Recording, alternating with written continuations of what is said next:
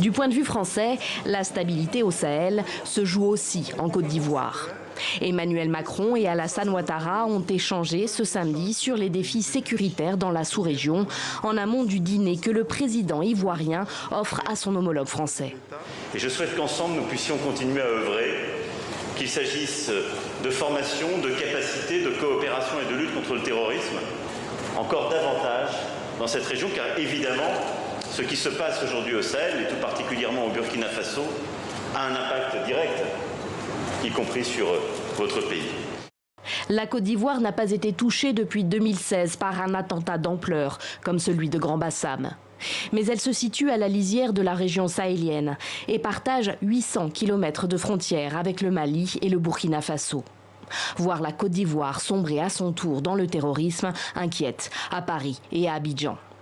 Les présidents français et ivoiriens doivent relancer ce week-end un chantier lancé il y a un an, une académie internationale de lutte contre le terrorisme. Basée à Jacquesville, près d'Abidjan, elle formera des policiers et militaires de toute la sous-région.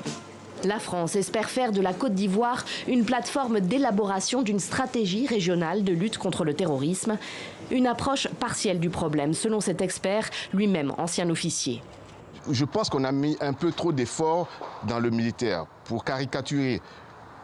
Une fois que le militaire est là, c'est que le terrorisme est là. On ne va pas empêcher un enfant de 15 ans, un enfant de 8 ans à devenir terroriste avec des drones, des ULM. On ne va pas les empêcher à devenir terroristes avec des blindés, avec des chars. Non, non, non, c'est un problème multidimensionnel. La pauvreté au Sahel, comme terreau du terrorisme, à une petite année de la présidentielle, la stabilité politique de la Côte d'Ivoire conditionne aussi la stabilité économique et donc sécuritaire de ses voisins.